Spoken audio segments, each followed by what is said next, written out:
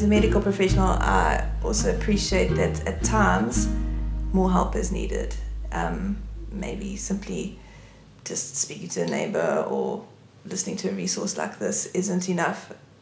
What are some of the red flags that we can be cognizant of that might indicate that we need to get more professional help with the way that we are dealing with our emotions and thoughts? So it's really useful to be able to put into practice checking in with yourself on a regular basis.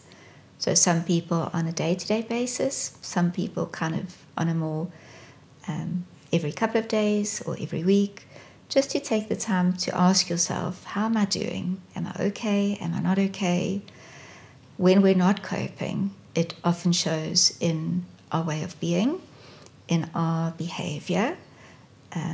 We can be particularly short, we can be grumpy, we can be bad-tempered.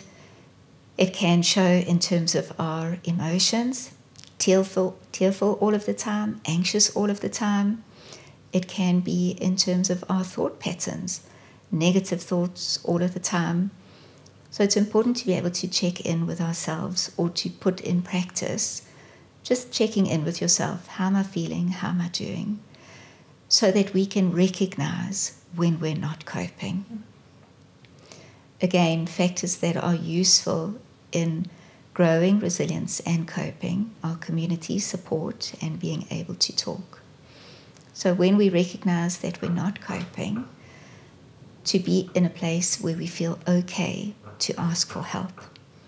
Sometimes that comes in the form of reaching out to a friend, sometimes identifying somebody in the community, a church leader,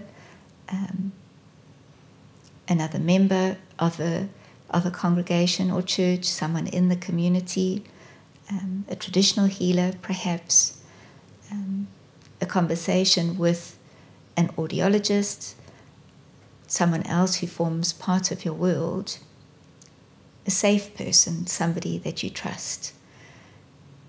So it's important, first of all, to recognize and to know when you're not coping, to feel okay to ask for help, and then to have people in your space that you can identify as safe people and trusted people.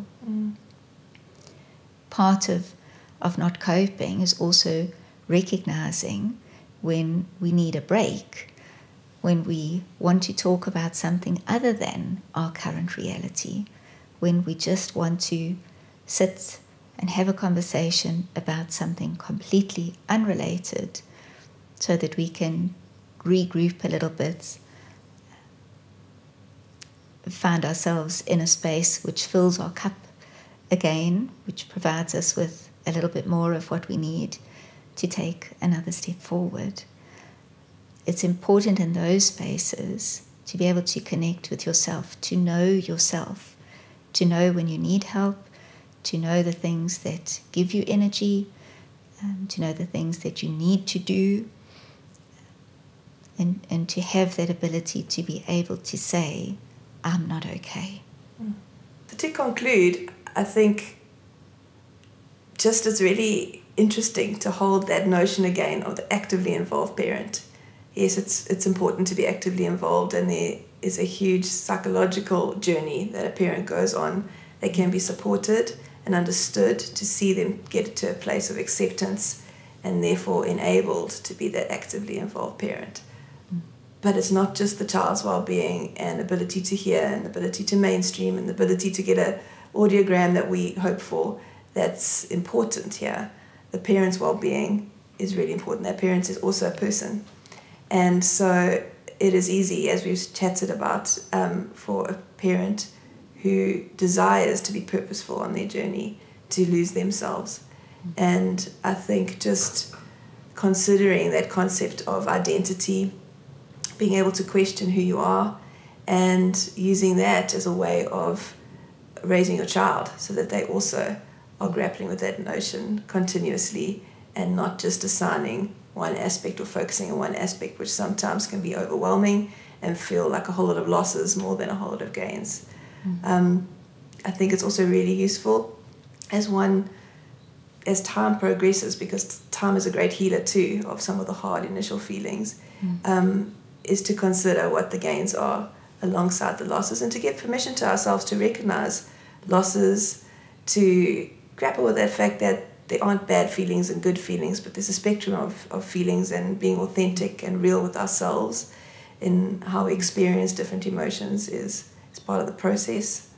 And just acknowledging that this is a time that is hard, and for professionals to support families or figure out how they can support families if they're an audiologist, or offer certain skill sets, to realize that this family needs more support than just those things. So in terms of how we perceive different things and how we navigate the rest of this journey, are there any other things that you can give us, tips on how to frame things differently?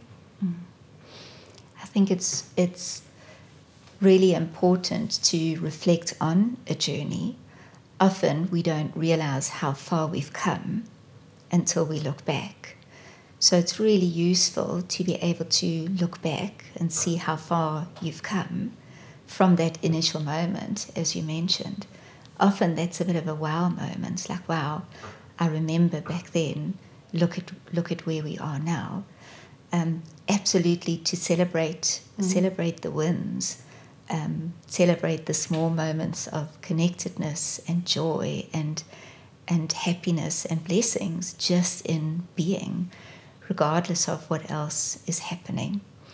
We kind of know generally in life you will find what you're looking for. So we need to be careful of what we look for and where we look. If I'm going to look for all the things that make me stressed and worried and anxious all of the time, I will find them, absolutely, because they're there. But I can also choose to look at all the things that encourage me and make me feel strong and brave and happy in one moment or another. So we have to be mindful and purposeful and intentional sometimes about where we look and what we look for, because what's good and bad or negative and positive is always available. That goes without saying. We get to choose where we look and what we look for. And sometimes that has to actively be a choice that we make. Yes, I can look at this, but I also want to look at this. And that's a better place to be, a better thing to focus on. I feel differently when the focus of my attention is on the positive. So just to remember, what's good and bad is always available. We get to choose where we look.